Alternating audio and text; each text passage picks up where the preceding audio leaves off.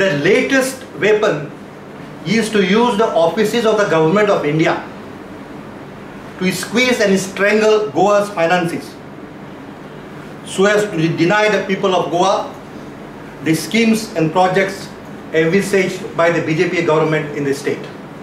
So now it is clear that the UPA government gives step-motherly treatment to non-Congress governments in the center because of the direct interference of the members of the parliament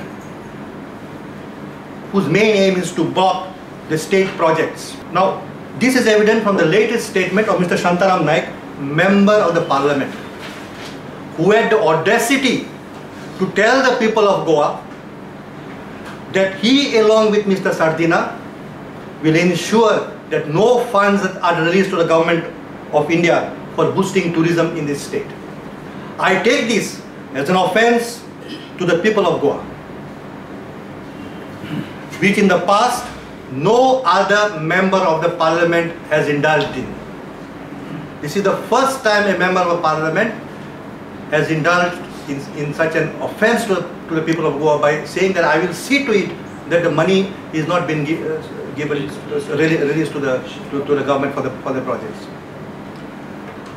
This is possible unless this is not possible for a normal MP, unless Mr. Shantaram Naik thinks that being a member of Rajya Sabha, he is not an elected representative of people, and therefore he has no responsibility towards them. Now, the only alibi of this Rajya Sabha member is that the funds are being misdirected by the government of Goa. Such reasoning exposes Mr. Shantaram Naik's lack of knowledge of administration in general, and in particular how central funds are administered. Mr. Shantaram Naik should know that funds are allotted by the union government. They are released in installments for a particular project and monitored at every stage till the completion of the works and projects before releasing a new installment. Therefore, he should know there is no scope for any local government to misdirect central funds as alleged by the Mr. Shantaram Naik. He is probably being haunted by the ghosts of UPA corruption in Delhi and the corruption of the previous Congress government in Goa. Then comes Mr. Reginald Florence, who has made certain accusations against the Lusophonia Games. These are baseless accusations which I do not know from where he has got the information. Now, if he feels that there is some mishandling of the affairs of the Lusophonia game, he should take it in a proper forum. If he feels the funds are mishandled, he can always give a complaint to the vigilance department.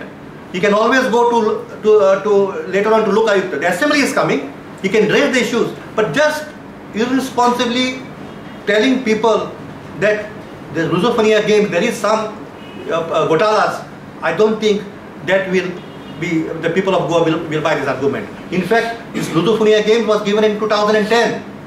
It was the Congress government didn't even chose the place where they're going to be held. They just brought the games and just the games are kept in limbo.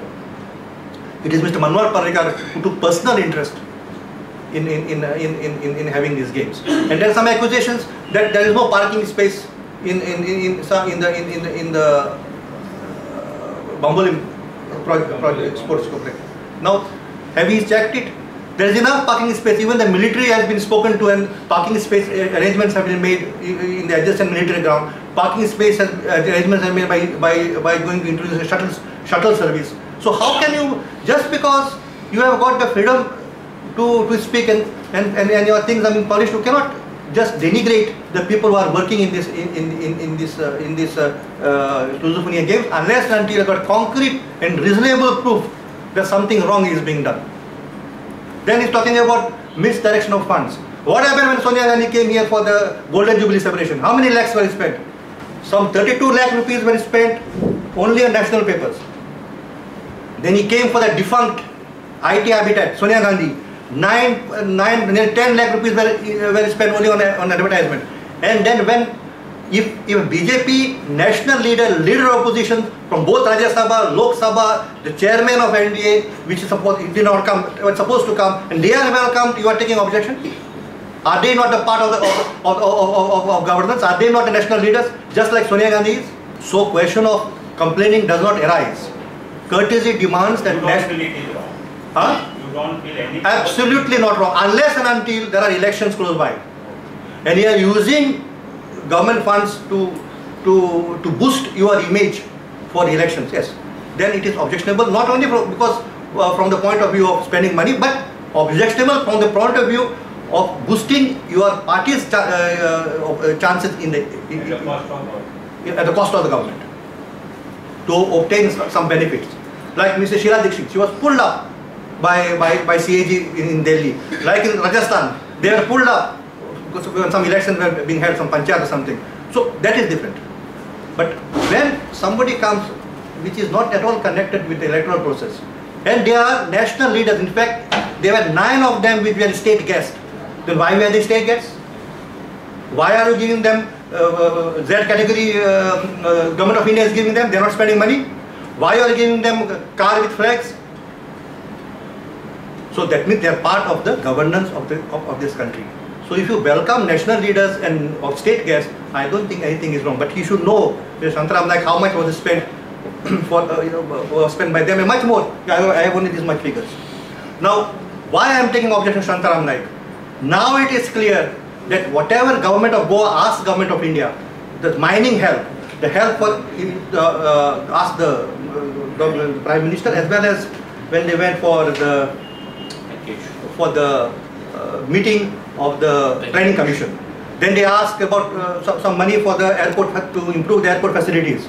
Then they asked for sports infrastructure in view of the fact that the money was given before for central games to the previous government and nobody knows where this money is.